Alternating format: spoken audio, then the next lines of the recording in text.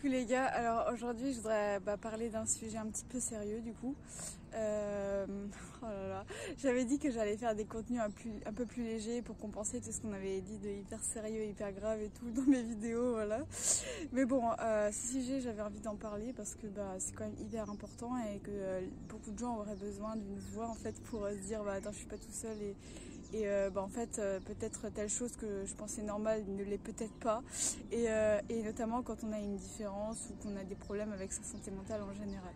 Donc voilà, aujourd'hui je voudrais parler, tu l'as compris si tu as lu le titre, mais je voudrais parler de tout simplement des remarques désagréables qu'on peut se prendre quand on a des soucis de santé mentale et notamment la dépression, les états de déprime, même sans que ce soit forcément la maladie, mais juste le fait d'être déprimé à certains moments, de se sentir un peu moins bien, ou même quand on est anxieux ou qu'on a un trouble mental ou peu importe. Bref, les gens qui vont vous faire des remarques déplacées, désagréables, genre ouais tu pourrais faire un effort, ouais tu devrais sourire un peu plus, ouais tu quand même t'exagères, il y a des problèmes plus graves dans la vie, etc. etc. Alors que ces gens se rendent juste pas compte de ce que c'est que d'être dans vos bottes. D'où la célèbre phrase tu connais pas ma vie. Voilà, mais c'est juste pour dire que quand tu as des vrais problèmes sérieux dans ta vie de santé mentale, que tu as vraiment envie de t'en sortir et que tout ce que tu entends de la part de tes proches ou des gens qui sont dans ton entourage, c'est ouais franchement t'exagères, tu fais un effort, etc. Pour les enfants c'est encore pire parce que pour les enfants on peut qualifier ça de caprice ou de dire qu'ils sont mal élevés, etc. etc. notamment pour les enfants autistes. Quand je regarde un petit peu dans les groupes Facebook qui parlent de santé mentale et notamment de syndrome d'Asperger, je vois énormément de parents qui disent oui voilà tout le monde pense que mon fils ou ma fille est mal élevé parce qu'il fait telle ou telle chose typique de l'autisme, voilà. Bref, une incompréhension de l'entourage par rapport au comportement de l'enfant en question. Donc voilà. Je peux vous dire qu'une chose, c'est que quand vous souffrez déjà, que ce soit d'anxiété, de déprime ou de différence, peu importe, quand vous souffrez déjà de base et qu'en plus l'entourage vous enfonce et vous fait culpabiliser sur la personne que vous êtes, sur vos difficultés, alors qu'on a tous des difficultés, là, ça pique, ça fait mal, c'est insupportable dans certains cas. Il y a même des gens qui vont aller jusqu'à tout simplement se suicider. Je suis désolée d'employer ce mot, mais c'est le cas. Il y a des gens qui vont mettre fin à leur jour parce que ils sont peut-être harcelés par rapport à leurs difficultés, peut-être qu'ils sont moqués, peut-être qu'on va les pointer du doigt, etc., etc. Peut-être qu'on va leur refuser en fait des occasions de progresser dans leur carrière, ou ça peut aller vraiment super loin, juste à cause de préjugés, en fait, de choses qu'on pense être vraies, mais qui sont en réalité tout simplement liées à nos difficultés, et on a tous des difficultés. Donc voilà.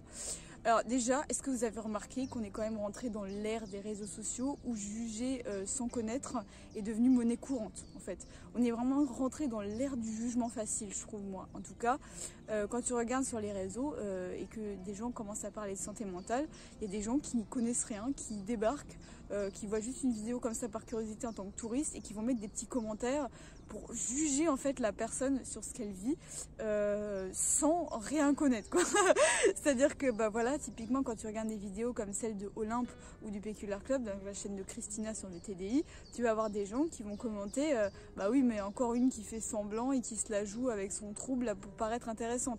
Tu vois, c'est des gens qui ne connaissent aucun background et qui viennent se permettre de juger mais sans aucun filtre quoi. C'est vraiment genre du pur jugement sans aucun souci. Et en fait ça c'est vraiment avantagé, enfin c'est vraiment facilité par le fait que sur les réseaux on est juste, en fait c'est une guerre d'ego en fait, parce que c'est chacun pour soi sur les réseaux sociaux hein. Autant quand on discute avec des vrais gens dans la vraie vie alors les gens sur les réseaux sont des vrais gens, mais quand on est dans la vraie vie avec des gens et qu'on discute, forcément on a beaucoup plus ce souci en fait de vivre ensemble, parce que on a un instinct communautaire en tant qu'être humain. On va en reparler dans une autre vidéo. Donc forcément, si on dit n'importe quoi, si on diffame des gens comme ça, on peut se faire totalement exclure du groupe et se faire montrer du doigt. Donc on va éviter. Alors que sur les réseaux sociaux, c'est pas le cas. On peut librement juger et critiquer et diffamer des gens sans craindre que ça nous retombe sur la figure, parce que voilà, on va pas se faire exclure d'un groupe puisqu'il n'y a pas de groupe, c'est chacun pour soi quoi. Donc voilà, donc ça devient de plus en plus facile. Alors ça, c'est évidemment, là je parle des réseaux sociaux, mais c'est pareil dans la vraie vie, quand tu as une vraie différence, quand tu as une vraie difficulté en santé mentale et qu'elle est visible de l'extérieur, bah forcément que tu as des gens qui vont avoir la critique facile et qui vont te dire ouais non, attends, t'exagères quand même là t'en fais un peu trop. Typiquement voilà les personnes qui sont peut-être borderline, qui ont des émotions un petit peu difficiles à gérer, bah les gens vont leur dire bah attends, t'exagères pour un tout petit truc, tu réagis comme ça, etc. etc. C'est quand même t'exagères. Bref, c'est absolument voilà, le syndrome de l'amateur rageux là qui va venir vous embêter, plus ou alors même plus que vous embêter, vous harceler ou vous mener à vraiment des dérives qu'on souhaite à personne, quoi. Donc voilà, alors moi je voudrais poser la question dans cette vidéo de d'où ça vient en fait ce phénomène du rageux, du jugement facile, etc. Par rapport aux gens qui vivent des difficultés dans la santé mentale, peu importe ce que c'est. La raison numéro 1 en fait qui pousse les gens à faire des petites remarques, c'est qu'en fait votre différence, vos difficultés mettent mal à l'aise les gens. Voilà.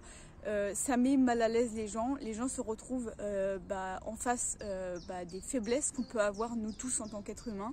Par exemple les personnes qui sont déprimées ou qui se sentent pas bien et qui voient pas forcément la vie en rose, pour utiliser un terme très cucu, forcément ça nous met face à notre fragilité en tant qu'être humain, qu'on peut très facilement totalement perdre goût en la vie, qu'on peut même parfois vouloir ne plus vivre tout simplement pour aller carrément dans les extrêmes. Voilà, ça nous met en face de notre faiblesse, de notre fragilité en tant qu'être humain qu'on a tous en nous. Et forcément ça met mal à l'aise les gens, et en fait pour se protéger, pour se rassurer, les gens vont vous critiquer, dire oui mais attends, tu pourrais faire un effort, sourire un peu, etc. etc. C'est quand même pas compliqué. En fait les gens font ça pour s'auto-convaincre que en fait c'est quand même pas compliqué, quoi. La vie c'est quand même pas compliqué, on peut facilement s'en sortir, alors qu'en réalité on ne peut pas forcément facilement s'en sortir. Voilà. Donc c'est pour moi, alors c'est que mon opinion, hein, peut-être je me trompe, mais je pense que si les gens réagissent comme ça, font des jugements, c'est en fait tout simplement pour se rassurer par rapport à eux-mêmes, pour se dire mais attends, mais c'est pas compliqué en fait. Ces gens ils te font croire que c'est difficile de batailler pour avoir une bonne santé mentale, mais en réalité c'est facile. Bref, c'est pour s'auto-rassurer. Voilà, encore une fois.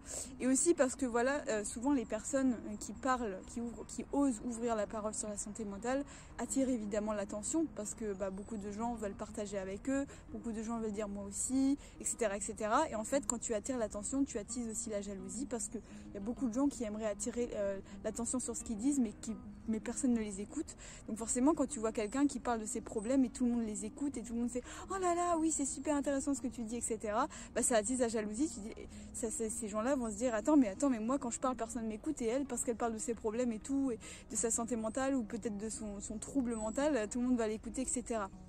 C'est un phénomène qui a énormément poussé comme des champignons avec la montée de certaines youtubeuses de santé mentale. Et encore une fois je prends toujours l'exemple d'Olympe et de Christina, parce que c'est mes deux chaînes préférées. Voilà, mais il y en a évidemment d'autres, mais il y a énormément de youtubeurs qui sont jaloux de ces filles parce qu'elles ont toutes les deux eu une croissance sur les réseaux sociaux qui a été extrêmement rapide, et il y a des gens qui rêvent depuis des années de faire blow up leur chaîne YouTube, qui n'y arrivent pas, et qui se rendent compte qu'il y a des filles il leur suffit de parler, d'ouvrir la parole sur leurs troubles pour que ça attire énormément d'attention et de likes et de follow et de bref tout ce que vous voulez. Donc forcément ça fait des jaloux en fait, tout simplement, et donc ça crée des jugements faciles, alors que ces filles créent un contenu tout à fait noble et moi personnellement que j'adore. Donc voilà, c'est à mon avis ça vient de là. Donc comment est-ce qu'on peut vivre en fait dans une société qui évolue comme ça, c'est-à-dire avec des gens, alors, je suis désolée, je suis pas forcément bien éclairée, je sais pas trop comment faire, voilà. Comment évoluer dans cette société où les gens vont vous juger facilement. Moi j'ai un conseil, ok, et je vais terminer la vidéo là-dessus parce que pour moi c'est le conseil numéro 1 et le seul peut-être que je vais donner dans cette vidéo, parce que voilà, j'ai pas envie non plus de vous faire une liste de conseils vaseux, je voudrais juste en donner un et vraiment dans lequel je crois. C'est tout simplement de montrer aux gens qui nous jugent qu'on s'en fout.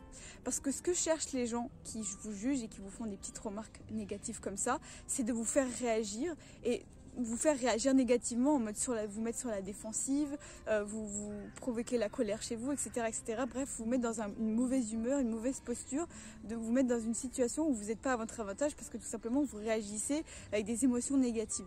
En fait, la meilleure manière de répondre à ces gens, c'est de leur montrer à quel point vous vous en foutez, mais royalement. Ok?